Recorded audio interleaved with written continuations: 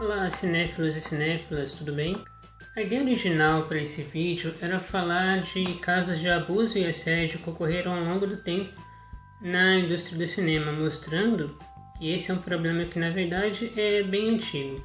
Na verdade, desde que o mundo é mundo, existe gente escrota, existe assédio e existe abuso de todo tipo.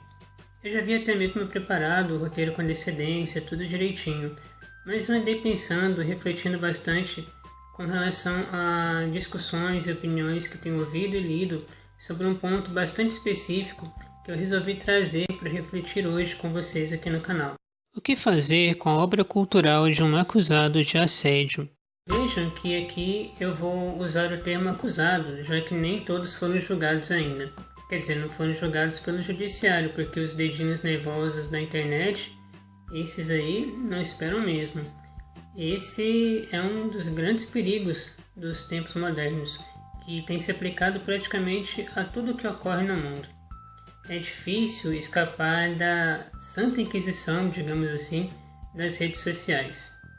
Se o ser humano sempre teve o hábito de pré-julgar, com a rapidez da internet isso se multiplicou várias e várias vezes.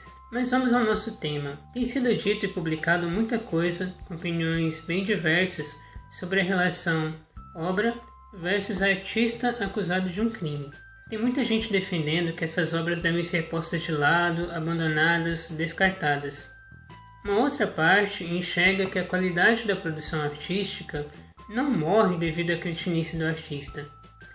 Eu particularmente me encaixo nesse segundo grupo, mas a questão de fato é bastante polêmica e tem muita coisa que precisa ser considerada. Então eu vou trazer aqui alguns pontos importantes que são necessários para se pensar antes de se jogar no lixo toda uma obra. Primeiro ponto. Uma produção artística nem sempre é uma obra individual. Uma música, um quadro, ok, pode até ser, mas no cinema isso é impossível. Um filme ou uma série é sempre uma obra coletiva, feita por várias pessoas e não por uma só. São dezenas ou até centenas de pessoas que dão o sangue para que aquilo chegue ao cinema ou ao streaming ou à TV. Vamos pegar aqui o caso que foi o pivô dessa avalanche de acusações. Harvey Weinstein produziu alguns dos maiores sucessos do cinema dos últimos 20 ou 25 anos, coisas do tipo de Gangues de Nova York, Shakespeare Apaixonado, 7 Dias com Marilyn, Malena e por aí vai. Aí, por um cara que você nem sabia da existência, você pega tudo isso e joga no lixo? Na boa, na maioria das pessoas fora do meio nem sabia quem era esse cara antes do escândalo estourar.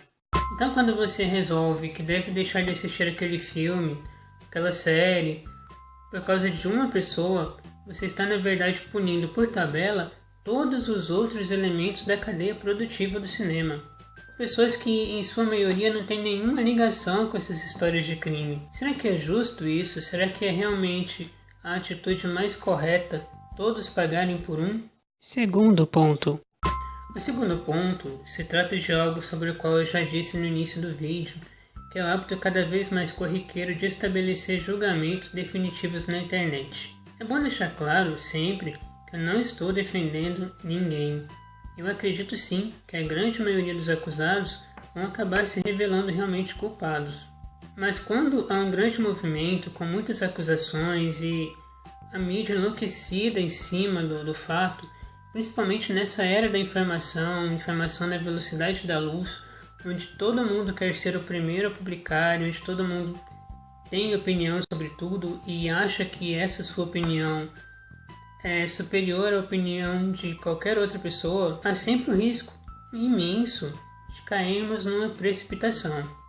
Nos Estados Unidos foi criado até mesmo um site para mostrar se um filme possui alguém acusado de assédio.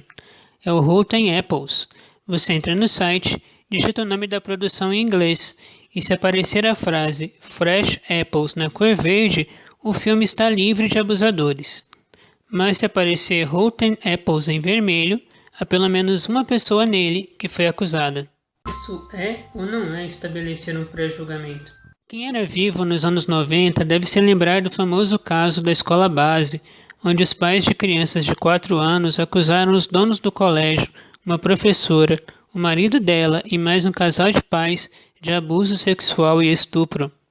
A imprensa caiu matando e só depois de um bom tempo descobriu-se que era tudo falso. Aí já era tarde. As vidas dessas pessoas haviam sido destruídas para sempre.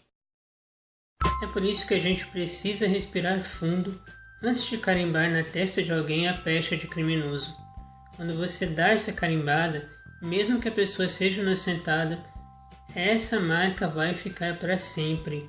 Então, muita calma com esses dedinhos nervosos. A realidade é que o abuso contra a mulher só vai ter fim quando ela deixar de ser objetificada, que é uma das características mais tristes e deprimentes da nossa sociedade patriarcal.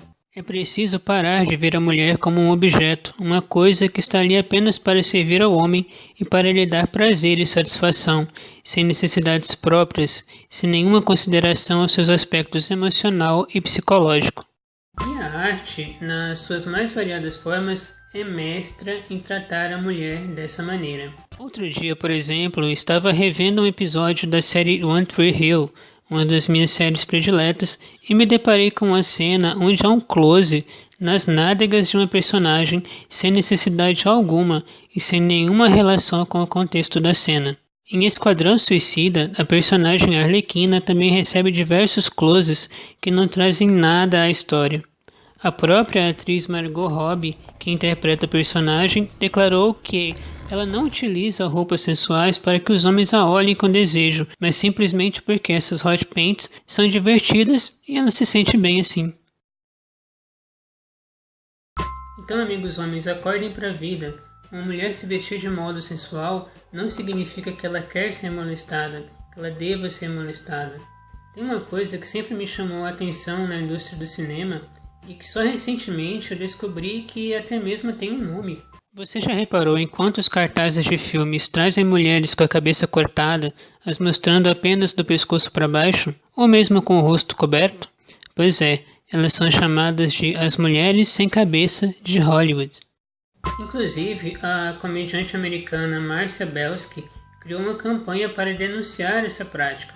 O endereço está aqui na descrição do vídeo.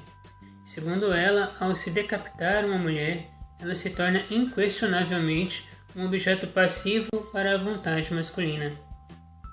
Essa objetificação tem consequências muito danosas e uma delas é a estereotipação, a criação de padrões irreais, fazendo com que as mulheres não se enquadrem, por exemplo, no peso esperado, na altura esperada, que não tenham o cabelo considerado bom, se é que existe isso de cabelo bom realmente, ou mesmo mulheres que têm atitudes diferentes do esperado, do padrão vigente na sociedade, como não se depilar, usar tatuagem, raspar o cabelo, etc.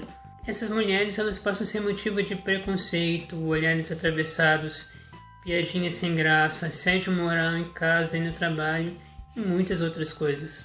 Uma outra consequência bastante grave é que muitas vezes a própria mulher passa a contribuir com essa objetificação, porque ela sofre tanto aquilo, ela passa tanto por aquilo tão constantemente, que para ela passa a ser algo normal, passa a ser algo da vida. Ela passa então a se empenhar em agradar aos homens, enxergando a si mesma como um meio de satisfação do desejo masculino. É o que a sociologia chama de auto-objetificação. Mas atenção, isso continua não significando que você tem o direito de molestar, abusar, estuprar. Não. Mulheres que vivem em ambientes que são degradantes para ela tendem a se objetificar e também a objetificar outras mulheres, passando a sofrer seríssimos danos de autoestima. Uma pesquisa do jornal Psychological Science de 2013 revelou que mulheres com níveis elevados de auto-objetificação tendem a ser menos ativas socialmente, sendo mais propensas a doenças como depressão, ansiedade, etc. Agora, saindo um pouquinho da esfera do cinema, se você também fica indignado com todos esses casos de abuso sexual, assédio sexual, objetificação da mulher, objetificação da criança, é bom você também dar uma olhada para o seu próprio umbigo. Não adianta ficar criticando os gringos se aqui no Brasil nós continuamos ouvindo e gostando de coisas como isso. Só uma surubinha de leve com essas filhas da puta.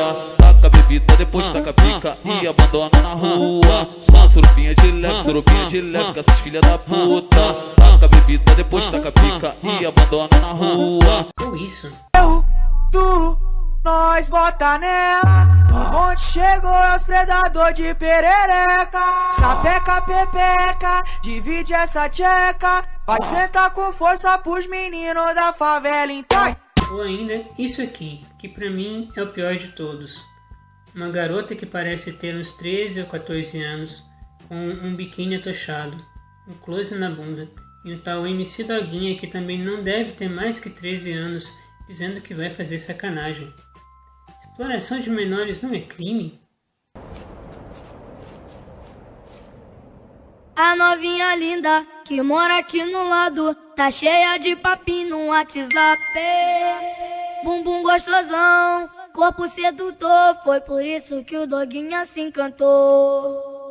Vem e brota aqui na base, vamos fazer sacanagem. Sei que você tem vontade, então senta um pouquinho.